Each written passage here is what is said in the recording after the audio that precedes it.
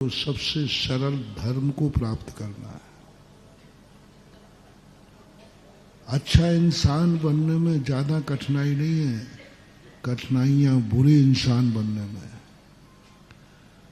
बुरा व्यक्ति बहुत मुश्किल से बनता है, अच्छा व्यक्ति बनने में तो कुछ लगता ही नहीं।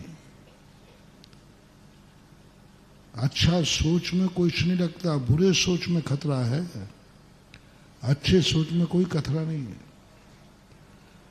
अच्छा बनने में कोई खतरा नहीं है, बुरे बनने में खतरा है। अच्छे बनने में कोई खतरा नहीं, सब तरफ से सहयोग है।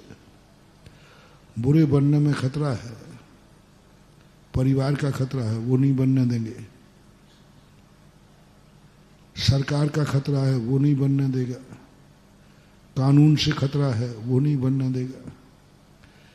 हिंसा बनना बहुत कठिन है, अहिंसक बनना कोई कठिन। हिंसा बनने करने के लिए कितनी आफत है, कितनी परेशानियां। प्लानिंग करो, सामने वाले को मारना है और मारने गए और उसी ने मार दिया तो हो गया काम, खतरा है। दूसरे को अपन कोई व्यक्ति मारने जावे तो कितना खतरा है, वो तुम्हें पलटवार कर सकता है कि नहीं। कितने लोग हैं जो मारने गए मर गए। राजा महाराजा युद्ध लड़ते थे, सामने वाले को मारने जाते थे, लेकिन पलटवार में वो खुद मर के आ जाते। इतना खतरा है दूसरे को मारना, कितना खतरा, कितना खतरनाक चीज है। और दूसरी बात है, मारते समय जीवन का खतरा। परिवार वाले नहीं करने, परिवार वाले तैयार हो जाएं तो कानून नहीं करने देगा, राजा नहीं करने देगा। दूसरे को हम मारेंगे कम, अपनी जिंदगी खतरे में पड़ जाएगी, जेल में सड़ेंगे, फांसी मिल सकती है। हिंसा करने का जब मैंने सोचा कि पाप करने में ज्यादा मेहनत है कि पुण्य करने में, क्योंकि निरंतर की धारा तो निरंतर चलती रहती है। चाहे हमने कहा ना, मैं प्रवचन के लिए कभी सोचता नहीं हूं, लेकिन निरंतर सोचता रहता हूं। थोड़ा भी मौका मिलता है तो सोचना चालू कर देता हूं, प्रवचन के लिए नहीं। महाराज आएंगे तभी चौका लगेगा, वो बात मजा नहीं है। चौका सदा लगेगा, महाराज आ जाएंगे तो नमोस्तु नमोस्तु। दो चौके लगते हैं, महाराज आए तो चौका लगेगा। अब इसमें बड़ी कठिनाई है, नहीं आए तो आफत है।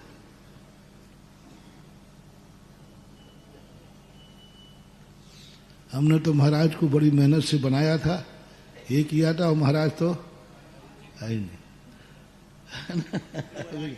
और अपने लिए बनाया है, नहीं आए थे तो वो तो हमारे यहाँ बन नहीं था, हमारे यहाँ बन नहीं था। महाराज नहीं आए तो कोई बात नहीं। आज सबसे ज्यादा लोगों को चौके में आकुलता क्यों होने लगी? क्योंकि लोग महाराज के लिए चौका लगाने लगे। और जिनके लिए तुमने कोई चीज बनाई हो वो नहीं आए तो बुरा लगना तो स्वाभाविक। 16 का भोजन तुम महाराज के लिए बनाते हो, इससे बुरा लगता। मैंने महाराज के लिए 16 का भोजन बनाया, महाराज तो आई नहीं।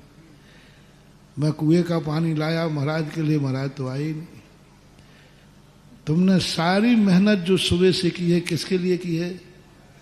बोलते जाओ, मालूम तो हम है ही सब। जितनी सुबह से मेहनत की है चौके में, सबकी दृष्टि में क्या था? महाराज। और महाराज आए नहीं तो खेद हो जाता है। इसलिए जैनाचार्यों ने कहा था कि तुम अपने आप में अपने लिए महाराज के लिए मेहनत करो ही मत, महाराज के लिए चौका लगाओ मत। तुम अपने लिए चौका लगाओ, अपने लिए 16 का खाओ, अपने लिए कुएं का पानी पियो, तो तुम्हें जिंदगी भर भी चौका लगाओगे। और महाराज नहीं भी आएंगे तो तुम्हें कोई खेद नहीं होगा, क्योंकि वो मेहनत चाहे महाराज आवे या ना आवे, हमें तो काम तो करनी है। पहले के लोगों को इसलिए आकुलता नहीं होती क्योंकि उनको क्या फर्क पड़ता है, आ गए तो अभाग्य, नहीं आए तो सौभाग्य। हाँ, लेकिन जब अब तो मामला बड़ा उल्टा है, 8-10 दिन ही कोई महाराज और ब्रह्मचारी भी नहीं मिला तो खलबली मच जाती है।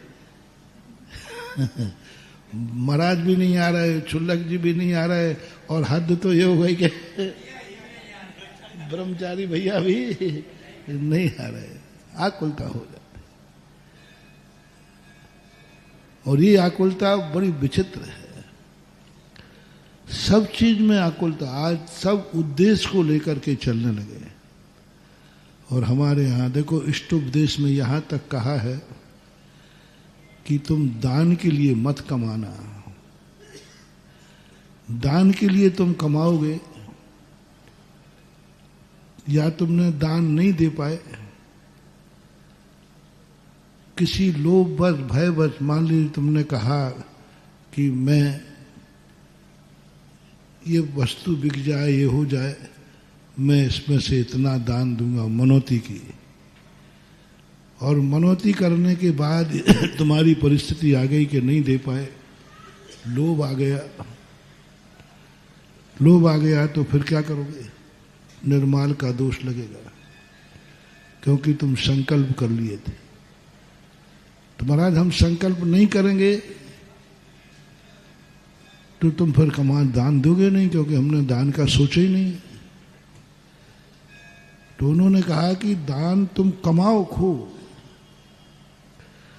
और कमाने के समय बाद में तुरंत कहो मैं इतना दान दूंगा, इतना कमाऊंगा तो इतना दान दूंगा। ये भी कर सकते। कमाऊंगा तो शर्त क्या है? दान के लिए नहीं कमा रहा हूं, कमाऊंगा तो इतना दान दूंगा। ये व्यापार करूंगा, मैं इतना दान दूंगा। वो सब चीजें जो हैं, कमाने के बाद दान देना है, कमाने का दान देना है, दान के लिए नहीं कमाना। लेकिन आज सारी व्यवस्थाएं स्पष्ट सब संकल्प पूर्वक होने लगी, तो उसमें कोई मजा नहीं आ रहा है। देखो अभी तक हम, इसलिए मैं कह रहा था, मैं तुम्हारे लिए प्रवचन के लिए नहीं सोचता हूं,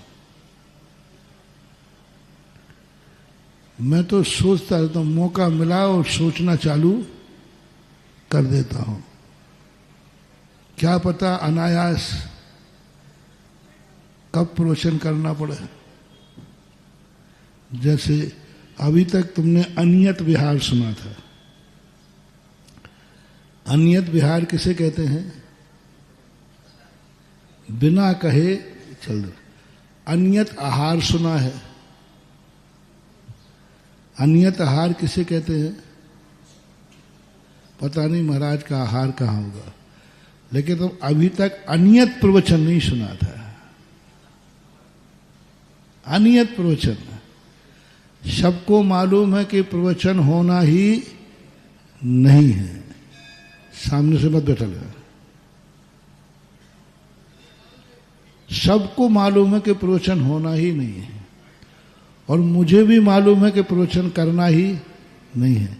कल घोषणा भी हो गई कि यहां प्रवचन होना ही नहीं है। लो साहब, आज का प्रवचन अनियत प्रवचन।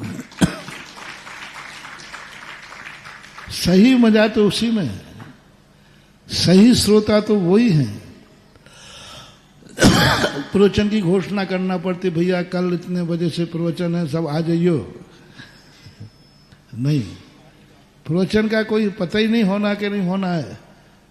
फिर भी ये अनियत प्रवचन, जन्म जन्म के कोई पुण्य उदय होते हैं, तब ये अनियत प्रवचन मिल पाता है, दे पाता है।